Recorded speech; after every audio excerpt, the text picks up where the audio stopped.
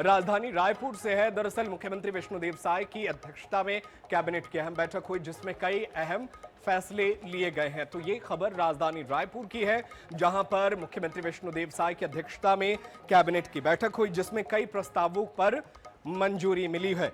Cabinet के बाद लिए गए फैसलों की जानकारी उप मुख्यमंत्री अरुण साव ने दी। मंत्रिमंडल में मादक पदार्थों की रोकथाम के लिए बड़ा निर्णय लिया गया। प्रदेश के 10 जिलों में एंटी नारकोटिक्स टास्क फोर्स का गठन होगा। इसके लिए 100 पदों के सेटअप की स्वीकृति मिली। साथ ही स्टार्टअप तकनीकी नीति 2026-27 को मंजूरी दी गई। हाउसिंग बोर्ड के 35 कॉलोनियों को नगरीय निकायों को सौंपा जाएगा।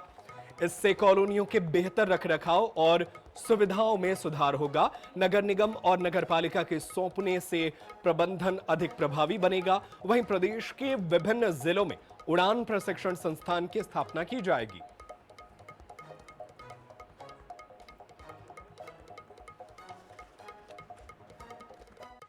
एक बहुत बड़ा निर्णय लेते हुए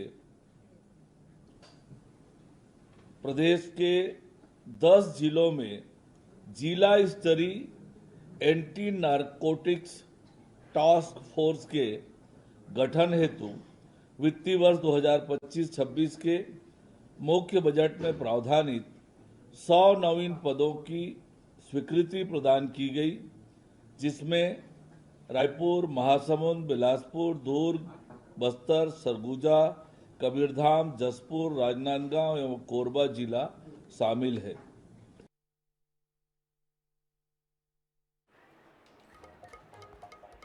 और चलिए इसी खबर पर ज्यादा जानकारी आप तक पहुंचाते हमारे साथ हमारे विशेष सहयोगी गौरव शर्मा जुड़ गए फोन लाइन पर। गौरव, कैबिनेट के कई अहम फैसले जो हैं वो सामने आए हैं, उप मुख्यमंत्री ने बताए हैं, और क्या कुछ रहा इस कैबिनेट बैठक में खास?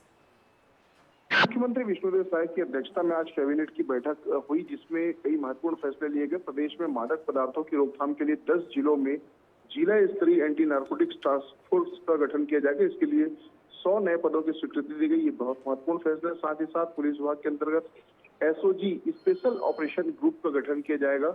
इसके लिए 44 नवीन पदों की स्वीकृति प्रदान की गई। एसओजी का काम किसी भी बड़ी या अचानक हुई घटना में तुरंत मौके पर पहुंचकर हालात को संभालना होगा। तो इस तरह से बेहद महत्वपूर्ण फैसला जो है वो लिया गया। इसी तरह से राज्य के कई एयरपोर्ट और हवाई पट्टियों में उड़ान प्रशिक्षण संगठन की स्थापना भी की जाएगी।